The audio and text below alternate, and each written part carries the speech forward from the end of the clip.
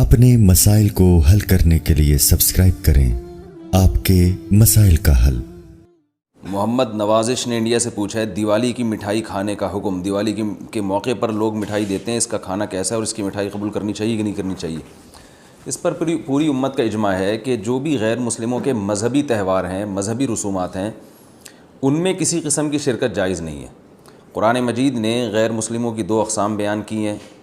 لا ينهاكم الله عن الذين لم يقاتلوكم في الدين ولم يخرجوكم من دياركم ان تبروهم، کہ وہ غیر مسلم جو تمہاری دشمن نہیں ہیں، جنہوں نے تمہیں گھروں سے نہیں نکالا، تم پر ظلم زیادتی نہیں کی، تو اللہ تعالیٰ تمہیں منع نہیں کرتا کہ ان سے اچھا سلوک کرو، بلکہ اللہ تمہیں حکم دیتا ہے کہ ان کے ساتھ اچھا سلوک کرو، کیونکہ اللہ تعالیٰ انصاف کرنے والوں کو پسند کرتے ہیں۔ خود رسول اللہ صلی اللہ علیہ وسلم کی سیرت میں آپ صلی اللہ علیہ وسلم نے یہودیوں کی، جو آپ کے یہودی پڑوسی تھے، ان کی عیادت بھی کی ہے، اور آپ صلی اللہ علیہ وسلم کی جو زوجہ حضرت صفیہ، ان کے رشتہ دار یہودی تھے، وہ ان کو ہدایہ تحفے بھیجا کرتی تھیں۔ تو غیر مسلم جس سے جنگ نہ ہو اس کے بارے میں اچھا سلوک کا حکم ہے، اس کو ہدایہ دینا، اس کو تحفے دینا، اس پہ صدقہ کرنا بھی جائز ہے۔ لیکن اس کی ایک باؤنڈری ہے، وہ یہ ہے کہ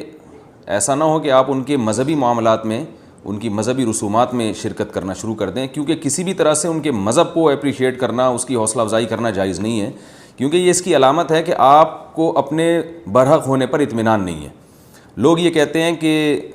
وہ بھی تو ہماری عید میں شریک ہوتے ہیں، تو دیکھیں ان کے مذہب میں یہ اجازت ہے کہ ہماری عید میں اور ہمارے تہوار میں شریک ہوں، ہمارے مذہب میں اجازت نہیں ہے، تو ہم تو اپنے مذہب کو فالو کریں گے۔ ہمارے مذہب میں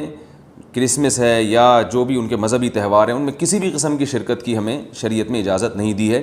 ہاں، قرآن میں اللہ نے دوسرے مقام پہ فرمایا کہ اس کی گنجائش دی ہے کہ الا ان تتقوا منہم تقاہ، کوئی خطرہ ہو، اندیشہ ہو، آپ ایسی جگہ پہ رہتے ہیں جہاں غیر مسلموں کا غلبہ ہے، اور اگر آپ نے بالکل ہی بائیکاٹ کر کے رکھا تو آپ کو خطرہ ہے کہ وہ یعنی آپ پہ ظلم زیادتی کریں گے، تو ظلم سے بچنے کے لیے یا زیادتی سے بچنے کے لیے جس حد تک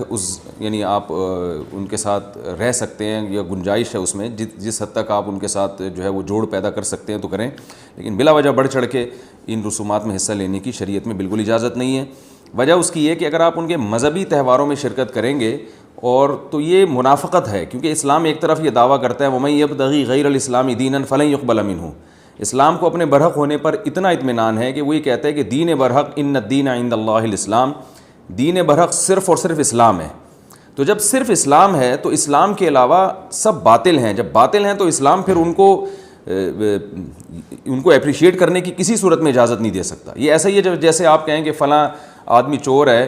اور میں اس کی چوری کو غلط بھی سمجھتا ہوں، ٹھیک ہے، آپ اس کے ساتھ احسان کریں گے، اس کے ساتھ حسن سلوک کریں گے، لیکن چوری کے معاملے میں آپ اس کی رہنمائی کرنا شروع کر دیں یا اپریشیٹ کرنا شروع کر دیں، یا وہ چوری کر کے لائے اور آپ اس کا مال کھانا شروع کر دیں، تو یہ پھر منافقت کہلائے گی۔ یہ اس کی علامت ہے کہ آپ